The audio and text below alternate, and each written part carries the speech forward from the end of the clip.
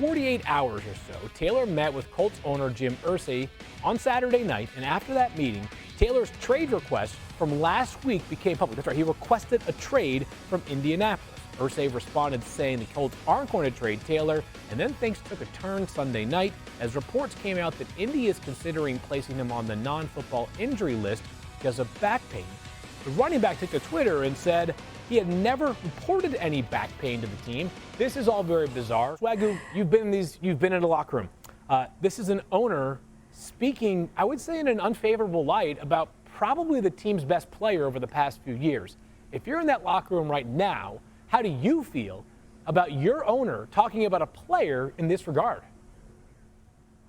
It's one, disrespectful, and I would ask Jim Irsay, if it don't matter that because things go on, why the hell you want good players on your football team then? If it don't matter, like you just teeing it up every season to get your checks and hopefully people fill up the stadium.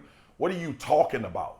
Number one, Jonathan Taylor at a time was the only bright spot on your team when everything else around him was falling apart. This kid, young man, was in the MVP conversation a few years ago. And now it comes a time where he's trying to get paid, and everybody that does a phenomenal job at their job, they want to be compensated for it. And for Jim Irsay to say something like that, and listen, nobody on this show, and I don't believe our viewers, they are smart enough to know, and nobody's naive to think that owners don't think this way, okay? And that some of them really do feel this way. Well, if he go, he go. But the bottom line is, when you are trying to have a business that is predicated on guys doing their job at a high level and enjoying the place in which they are, you don't say things like this publicly. And you don't put it out there in the atmosphere. Now, Jonathan Taylor got to walk back into an organization with an owner that says, well, it don't matter if you're here or not. We'll be all right. Time will go on. The league will go on. And in his mind, it's like, okay, so what's my incentive for being here in Indianapolis? This is a huge problem. And as a guy in the locker room, if I was a leader and talking to JT, I would literally tell him, do everything you can to get the hell out of here while trying to get myself out of there as well.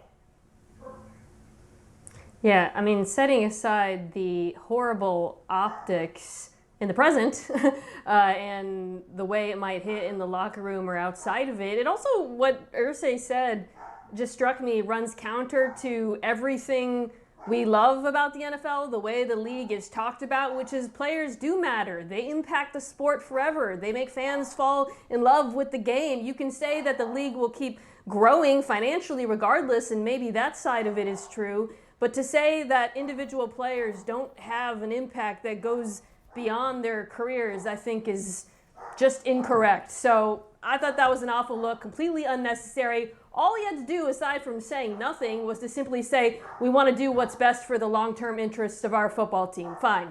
Now, as far as Jonathan Taylor goes, I hate to say this after watching that, but I don't believe he has leverage in this situation, which is probably why Jim Irsay feels comfortable saying that. Even with the Zach Moss injury, which I think Kimberly's going to talk about, I don't think the Colts are likely to give him a deal he wants if he holds out. I don't think it's in his interest to hold out and lose game checks. I also think if he plays this year next to Anthony Richardson with Shane Steichen, he could have a really good season, hopefully with some better blocking. So I'd like to see that from him, as much as it pains me that Irsay will get his way. You know, Mina, back when the Jets and Packers were trying to negotiate the Aaron Rodgers trade, everybody kept asking who has the leverage. Same deal here. I'm not sure it matters who has the leverage right now, because both sides, Jonathan Taylor and the Colts, are in a very peculiar spot. And Kimberly, Mina referenced how the Colts might have even more running back concerns because Zach Moss got injured at practice today. What do we know about his injury?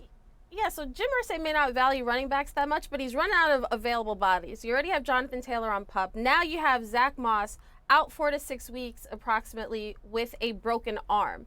Now, with Taylor's sideline, Zach Moss's presence became even more important. Now he's sidelined. That means third stringer Deion Jackson is in line for an even sizable role. Now, obviously the Colts have to address the depth in their running back room. But if you're Jonathan Taylor and you're just watching this whole situation, it's just remarkable how different things felt a while ago. You thought, okay, Jonathan Taylor is going to come back in this offense with this young quarterback, and now you just look at the Colts and you don't know what to make of them because of the contentiousness between both parties. You would just hope with a rookie quarterback you do everything in your power to make this kid comfortable, and instead you have this drama surrounding Anthony Richardson. Not ideal to start training camp. Swaggy, what do you got? We got to roll. We got to roll? All right, hold the thought, Swaggy. Let me say this. Let me say this. Yeah, you take it. Okay, all right. No, have it. Let me say this. Mina brought up a great point. I got it. Mina brought up a great point, all right? And we all understand what the NFL is. But I hate to get sentimental. Kids ain't coming to the stadium to see the league go on. They come into the stadium to see their favorite players. Yeah. These fans ain't cursing us the hell out on Twitter when we say something bad about their team because it's just going to go on with you or without you. Okay? That ain't the right type of attitude in general when you approaching trying to win football games, which everybody should be there for, which is an even bigger problem. I'm sure Jonathan Taylor is a legit reason why a lot of people show up to that stadium in Indianapolis to watch that football team play because of how good he is at playing the game.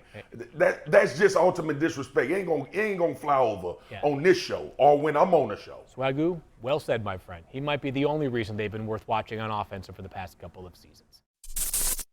Thanks for watching ESPN on YouTube. For live streaming sports and premium content, subscribe to ESPN+.